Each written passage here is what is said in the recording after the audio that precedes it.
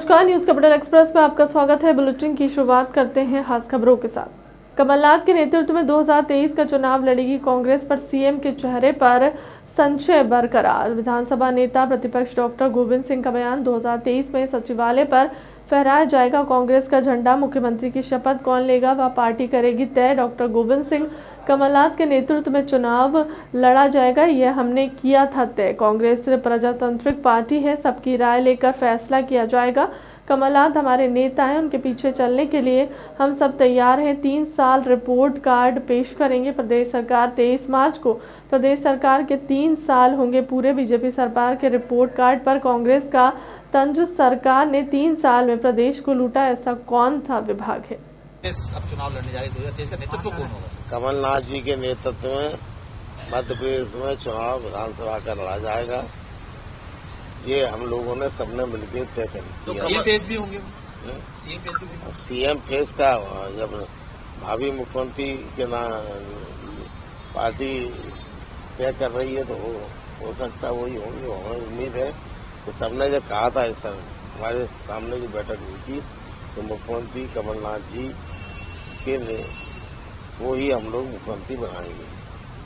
चलिए, अरुण यादव जो बोल रहे हैं कि कई सारे नवाचार भी हो रहे हैं। विकास का यज्ञ चल रहा है। विकास यात्रा नहीं है तो विनाश यात्रा है।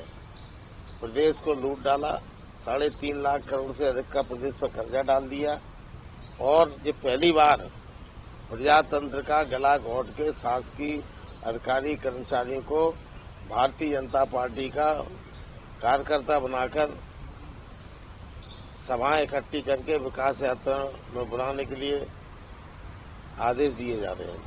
पहली बार मैंने करीब 35 साल के राजनीति में देखा है कि लिखित आदेश दिए जा रहे हैं अधिकारियों को कितने कार्यकर्ताओं को लाओ। सरपंचों से कहा गया है कि सर आप अगर नहीं लाए तो आपके काम बंद कर दिए जाएंगे, आपके खिलाफ नोटिस जारी किए जाएंगे। आंगनबाड़ी कर्ताओं को पहुंच देकर कहा गया है कि आपको अगर आप पूरे इकट्ठे होकर नहीं आए और अटेंडेंस बढ़ाई गई। पहली बार शिक्षकों की सभा में पहुंच देकर अटेंडेंस बढ़ाई गई, नहीं तो तुम्हारा वेतन काट दिया जाएगा, तो नोटिस दिया है। हमारे पास लिखित आदेश है। इतना पानी लाओगे, इतनी बसें लगाए, 600 करोड़ बसें भिंड मुरैना ग्वालियर दतिया से आई मुख्यमंत्री की यात्रा से बनाने के लिए। श्योपुर से 44 चंबल संभाग की यात्रा थी। श्योपुर मुरैना भिंड जैसा कभी हुआ है? कलेक्टर एसपी एक तरह के सरकारी भारतीय जनता पार्टी के कार्यकर्ता बनके खड़े हुए बसें रोक रहे हैं। बैठिए आप। गांव के जो चौकीदार है कोटवार, उनसे कहा गया है कि अगर आप एक बस भरिए अन्यथा आपको नौकरी से हटा दिया जाएगा। मैंने स्वयं देखा जिस दिन मुख्यमंत्री जी की यात्रा थी, मैं सुबह निकला गिरवासा गांव गया, वहां पर बस खड़े हुए थी। उन्हें पूछा, गांव के लोगों ने नमस्कार किया, क्यों भाई क्या खड़े क्यों सुबह ठंड में? बोले साहब बस भर रहा है, वो कोई बैठे नहीं रहा। तो हमसे कह दिया कि नहीं करे तो बर्खास्त कर देंगे कोटवार पद से। अब हम क्या करें, किसको ले आए? हमारे घर में 8 आदमी थे तो 8 हमने बैठा लिए। ये स्थिति है। पत्र आपको मैं अभी दिखाई देता हूँ कि किस तरह के आदेश दिए गए। पानी लाइए, गरीबों का, बच्चों का और आंगनबाड़ी की महिलाओं का जो पोषण आहार है, वो पोषण आहार की बजाय बंद कर दीजिए 4 महीने का। सबको खाना पैकेट बनवाइए और खाना पैकेट में वहाँ जाके मीटिंग को सफल बनाने के लिए पानी की बोतलें लाई, इतनी बोतल इतने लिख के दिया है, तो लिखित में उठा दिया जरा कागज जो हमें दिया हमने विकास यात्रा के। सर दूसरा सज्जन मोदी की स्कीम नहीं, मेडिकल कॉलेज और उसका किराया भी अपना नगर निगम का। मेडिकल कॉलेज तो संजीव की मांग होगी बीएसपी में आया सभी जिले भर की केंद्र का बजट हर जिले में लगा मेडिकल ऐलान ही तो करना है। कमलनाथ जी ऐलान जब आपको आदेशित किया जाता है पंचायत स्तर पर VRC, VO, VEO माध्यम से प्रत्येक ग्राम पंचायत तो स्वसहायता समूह द्वारा भोजन की व्यवस्था करना सुनिश्चित करें। किन्हीं भी कठिनाई की पंचायतों से समन्वय कर मतलब जो भोजन व्यवस्था थे वो इसमें यात्रा के लिए हो गई। गरीबों का जो स्वसहायता समूह बनाते हैं उनको काम रोक के बच्चों को दलिया लिया न दे के पट्टों को दो, जो शिवराज सिंह की जय करो पूरी है। अरे कई मैंने कहा है कि पानी ले जाओगे, पैकेट बनवाओगे, ये सब एक नहीं 50 होगा आदेश में, ये ड्यूटी लगी है।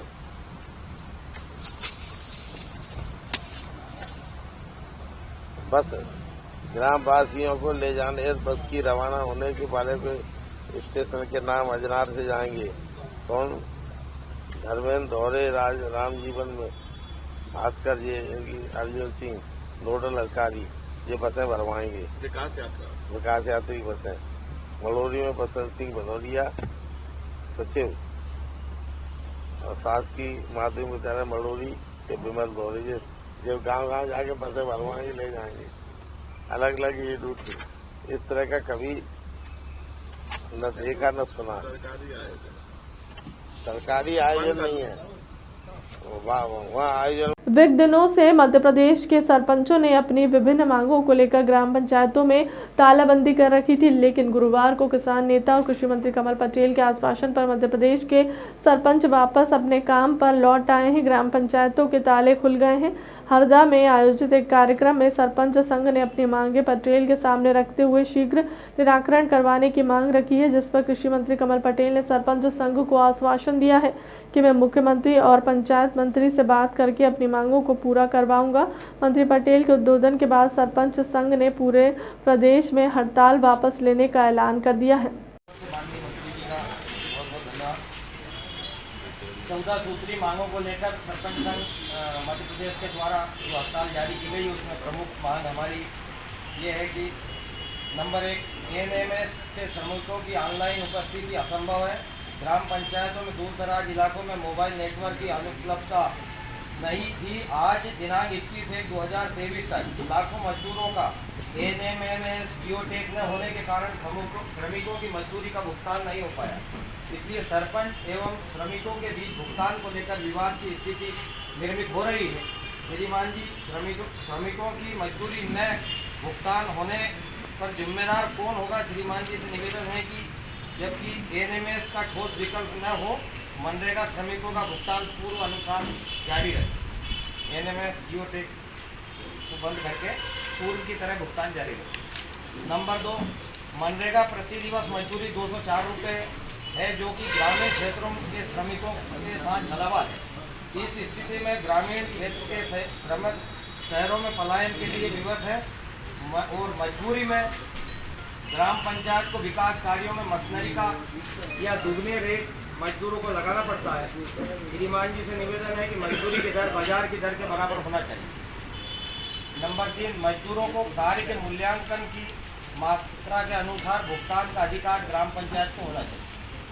मनरेगा योजना सामुदायिक कार्यों की सीमा ग्राम सभा को तय करने का अधिकार वापस दिया जाए और 20 कार्यों की सीमा समाप्त की जाए।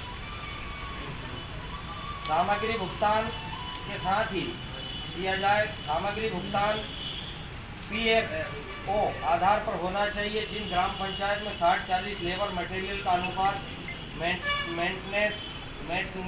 मेंटेन है, उनका भुगतान प्राथमिकता से किया जाए। जनपद और जिला के अनुपात को आधार में बनाया जाए। विगत वर्षों का बकाया सामग्री भुगतान भी अतिशीघ्र किया जाए। भाई साहब, ये जो सामग्री का भुगतान बहुत लेट होता है। ग्राम पंचायतें कितनी हैं या गांव कितने हैं जिनमें जियो टैगिंग नहीं हो सकता? उन ग्राम पंचायतों पर ये लागू नहीं होगा। ये हम मुख्यमंत्री जी से बात करके सरकार में निर्णय। थोड़ा सा निवेदन हमारा ये था कि कई विकास कार्य ऐसे हैं, आधे मनरेगा और आधे नगद राशि में होते हैं। जैसे 10 लाख का आंगनबाड़ी भवन है, वो 5 लाख रुपए पंचायती राज संचालनालय देता है और 5 लाख रुपए मनरेगा से होता है। अब ये अगर एमएनएस जियोटेक वाला सिस्टम हुआ तो 5 लाख रुपए उसमें मजदूरी नहीं लगती। आपको भी पता है 5 लाख रुपए आंगनबाड़ी भवन में मजदूरी नहीं लगती। अब रोजाना हम 20 अगर वहाँ मजदूर दोनों टाइम खड़े करेंगे तो हम भी चोर बनेंगे और उनको भी मजदूरी देनी पड़ेगी, तो वो शासकीय भवन कैसे बनाएंगे? आपसे निवेदन था कि MNS वाला जो सिस्टम है ये पूरा ही हटाया जाए। ये चलो बात करें, देखो बात करेंगे। ये अरे सुनो भाई, ये इसलिए लागू किया गया कि सबसे ज्यादा भ्रष्टाचार की शिकायत रोजगार जाएगी। अपने जिले में तो मजदूर मिलते ही नहीं, लेकिन जो ट्राइबल जिले हैं वहाँ मशीनों से काम करा लेते थे और पूरे मजदूरों को काम नहीं मिलता था, उनके नाम से पैसे निकालते थे। पूरे बहुत बड़े पैमाने पर भ्रष्टाचार हुआ है और उसमें अधिकारी और जनप्रतिनिधि मिले रहते थे, तो करोड़ों रुपए मिलते हैं। और इसके कारण सरकार को ये निर्णय लेना पड़ा ताकि मजदूरों को काम मिले और विकास के काम मिले।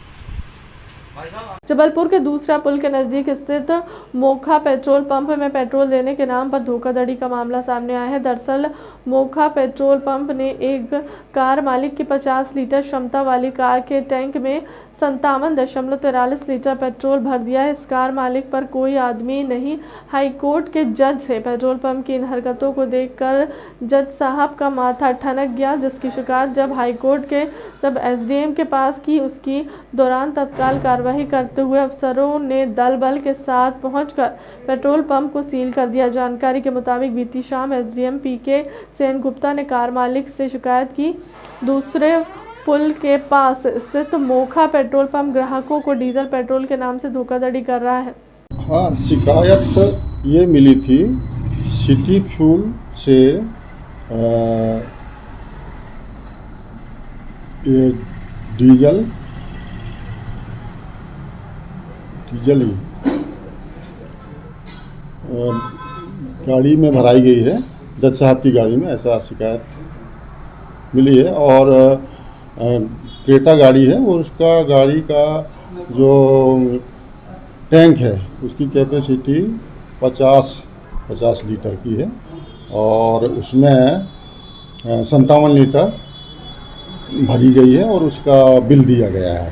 तो ये कैसे हुआ, ये शिकायत आई है। शिकायत की जांच संबंधित निरीक्षक संबंधित क्षेत्र के किरण लता संयाम द्वारा खाद्य विभाग और पुलिस विभाग की टीम के साथ में की गई।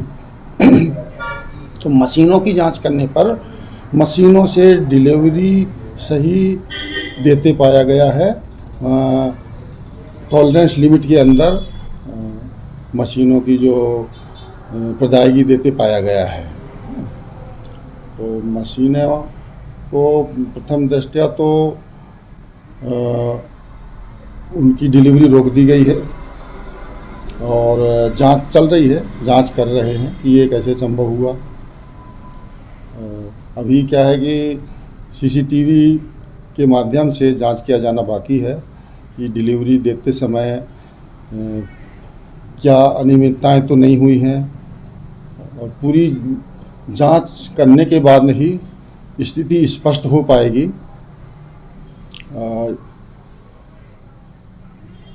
टैंक में पहले से कितना डीजल रहा है और प्रदायगी करने के बाद मतलब ये 57 लीटर कैसे आ गया,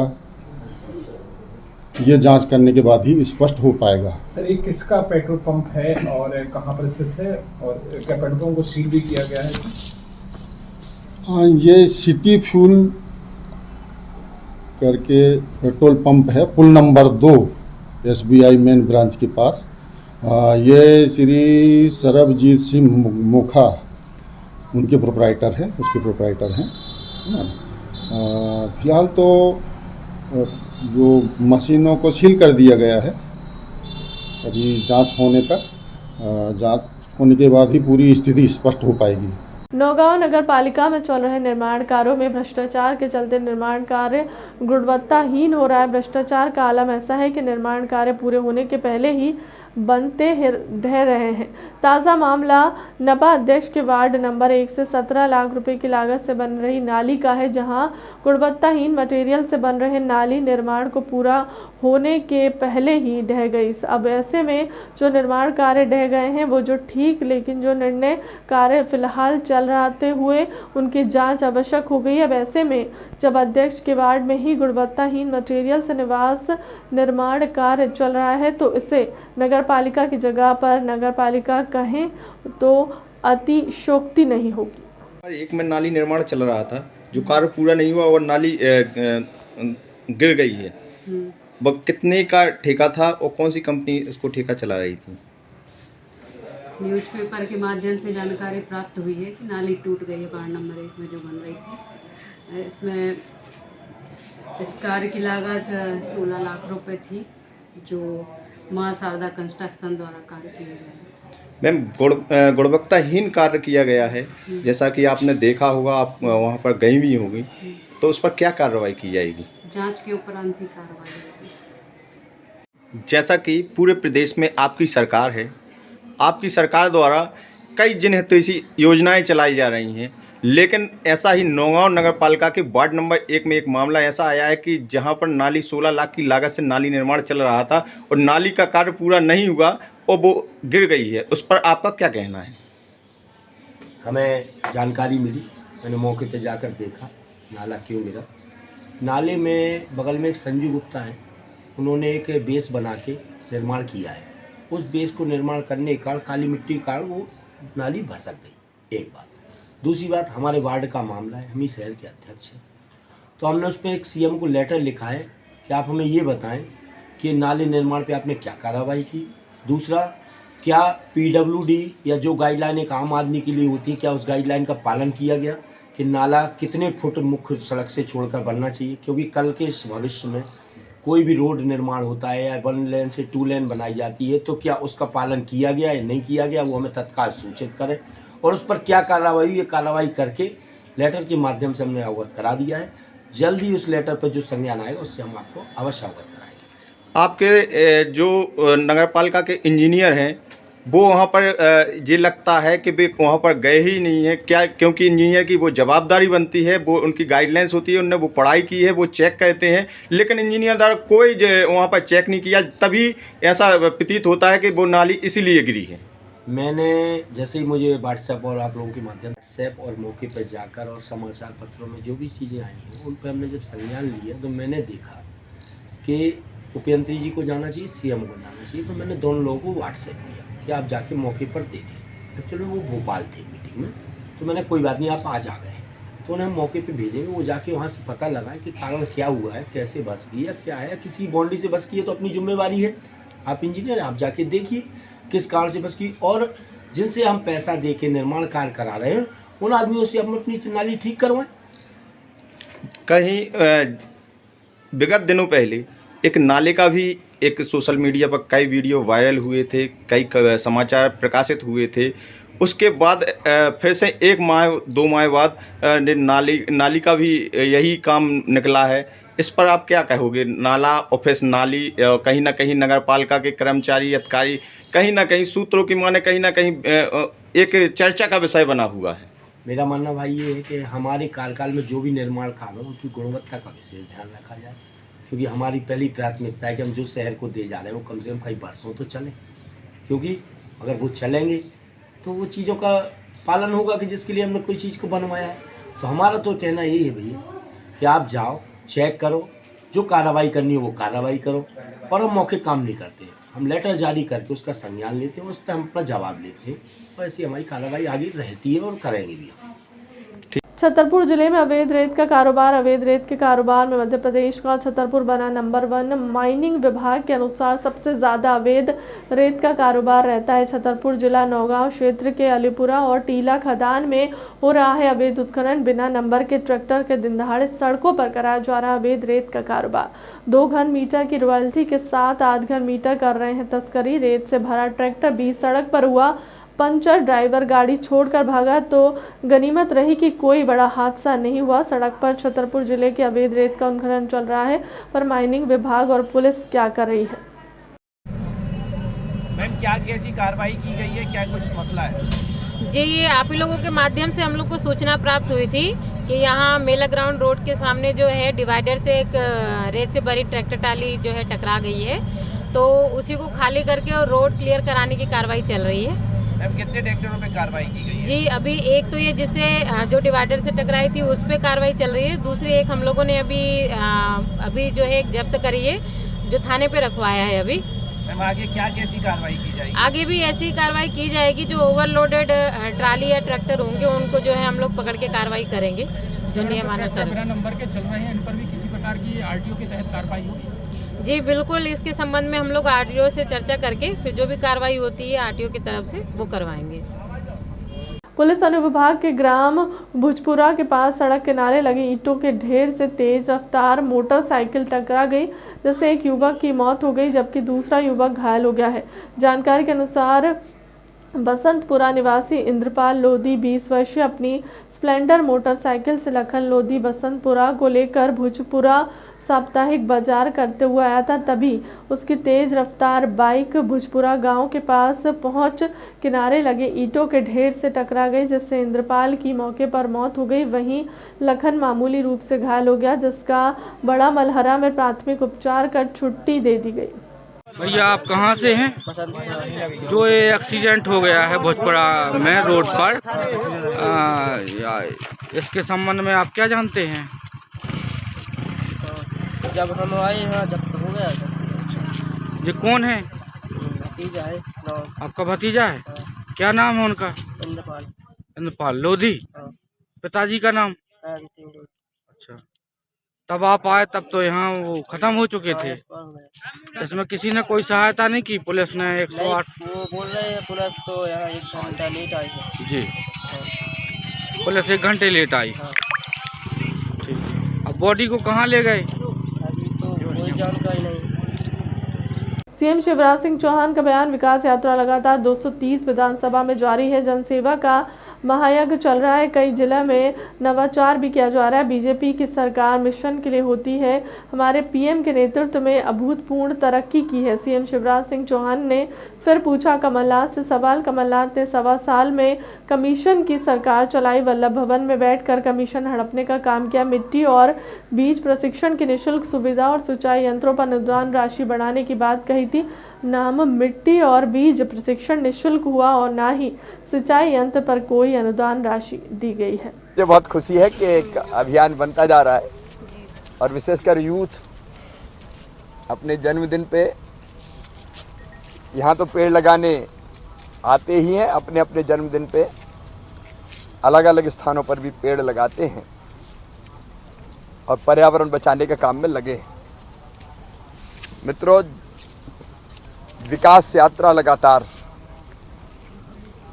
मध्य प्रदेश के सभी 230 विधानसभा क्षेत्रों में चल रही है। लोकार्पण हो, भूमि पूजन हो, पात्र व्यक्तियों के आवेदन लेके और जो पात्र निकले विभिन्न योजनाओं के अंतर्गत उनको स्वीकृति देने का काम हो। जनसेवा का एक महायज्ञ चल रहा है। कई जिलों ने बड़े नवाचार किए हैं, जैसे गुना जिले में विकास की दीवार प्रत्येक पंचायत में बना रहे हैं, जिनमें विकास के जितने काम उनको अंकित कर रहे हैं। मंडला जिले में ई पुस्तकालय, सामान्य पुस्तकालय और विकास उपवन शुरू हो रहे हैं।